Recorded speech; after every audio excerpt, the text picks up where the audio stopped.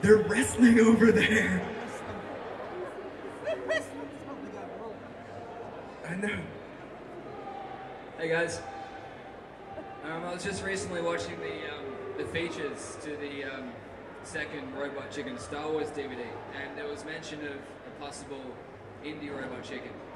Indie? Indiana Jones. You know, I was gonna say, you know, Indiana Jones doing a sketch for Indiana Jones, I think is a really cool idea. Yeah. But to sustain an entire special just on that one character is a lot harder than a universe which Star Wars provides. There's so many other characters in Star Wars that you can go off on, and there's so many questionable subplots that were happening just in your periphery, and so many mundane details of all the corporate necessities of the Star Wars universe. It's just endless to play in that. But Indy is a dude, you know what I mean? He's just a dude that does amazing stuff while trying to find old stuff. It's awesome, but really hard to make jokes about. So we'll end up doing like a sketch or two over the course of a season. We did a couple in this season. There's a sketch at the beginning of the 4th season where it's basically how that trap in the first movie was commissioned. You know how he goes through and it's all the darts and the spiders and the boulder, and who built the schematic for that? Who was like, okay, this is going to be great when they come through here, spiders, and then step on this, it's darts, but they've got angry faces on them, so they're like, spitting darts at you. And what chief was like, I don't know. That's just wanted snakes in here, man. And then we did a later one with one of the knights in Last Crusade. Oh, thank you. Oh, yes. So we did one with the... we did one with the knights from the Last Crusade, and one of those 3 guys, or the one guy who was left in that cave. And what was he doing for all those years in this boring cave? And how did he get screwed out of that? Because the other dudes had to be like, all right, let's draw straws or something. So. Yeah. But overall, we probably, if we're going to do another type of special beyond Star Wars, it'll probably be something that has a universe. So if we ever go, we probably look at like the G.I. Joes of the world. You know, we're GoBots. Maybe Lord of the Rings. Yes. So if any of those companies want to call Maybe us and pitch Stargate the idea, Atlantis. oh, You gotta know your demo. Maybe even Farscape. of course, thank you. Firstly, I've got to thank you guys Hey, Matt. for being here, because the only reason I'm getting to come here, as opposed to having to study for my final exams, is because of you guys. School is overrated.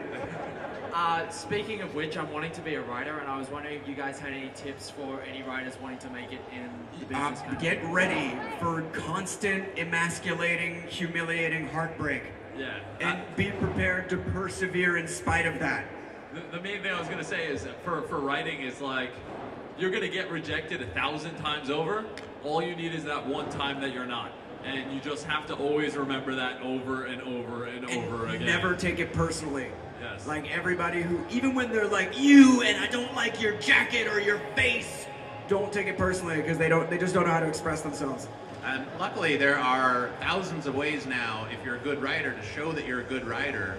A lot of agents that we talk to in Los Angeles find people on the internet who make their own short films and put them up on YouTube.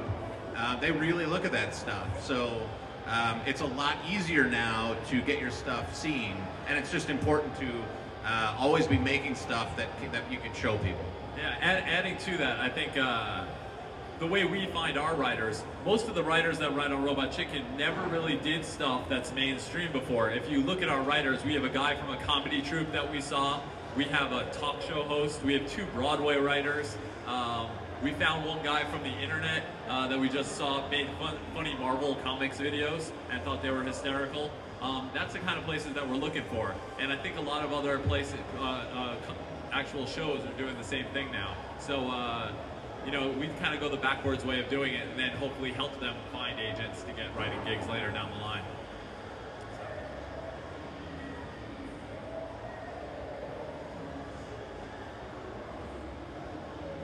To say, I never laughed as hard as I have watching Attack of the Giant Midget, so well done. The question I have is, in your opinion, what makes Robot Chicken different from other sketch comedy shows? We're shorter.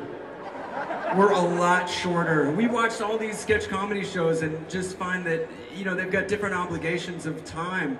Our show is 15 minutes total, and there's no commercial break, and we just don't give a sketch an opportunity to stop being funny. If it isn't funny, we usually cut it in the animatic stage.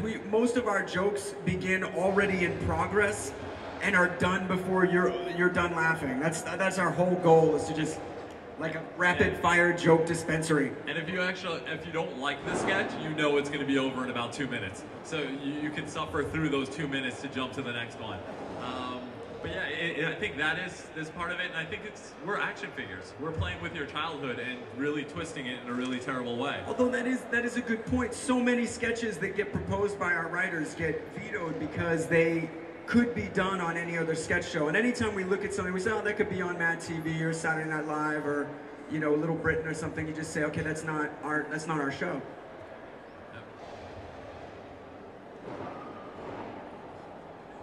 Hi. Hi. Sup? Sup? Just kicking it Armageddon, communing with my people.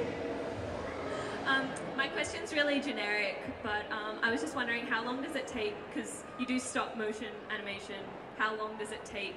Forever. To do It's so long. In all seriousness, I mean, like the production schedule, it's 11 months to shoot 20 episodes. So our entire season, start to finish, from the time we start writing to the time we deliver the final episode, is 11 months, which for those of you who aren't good at math is 1 month shy of an entire year that we spend making this show. And it's 15 minutes long. So it's really long. But, you know, we've gotten good over the last several years. I'll send him. I'll get him. I saw him in the corner. He's getting a hot dog. I'll make sure. You're welcome. I'll make sure he gets it. So, oh yeah, the animation. We wind up shooting 5 episodes at the same time, which saves us time in production because you don't have to take a set down, you don't have to relight it. You know, we'll figure out how many times a bathroom is seen over 5 episodes and then leave that stage set basically, and then just cycling characters and change the camera angles. We do everything we can to economize the time because it takes so long. But like that Star Wars episode, I think took us 14 weeks from writing to actually completing. And that was 22 minutes. For 22 minutes. I mean, the first one that we had a lot. We had the second one's a better tell of it, which was like 15 weeks, because that was all new material. Yeah. Thanks. Hi guys. Hey man. How's it going? I'm doing good. Right on. Thanks First con. No, not at all. That's what I'm talking about. I'll see you there. My question is mainly for Seth. Closer. Closer? To the mic. No, closer to me. I remember reading years ago that, Seth, you made custom toys of the whole Buffy cast while you were working on the show. I was just wondering what kind of toys you used to make those and how that influenced the work that you now do on Robot Chicken. Well, it's undeniably obvious that I love action figures so much that I had to make a show about it.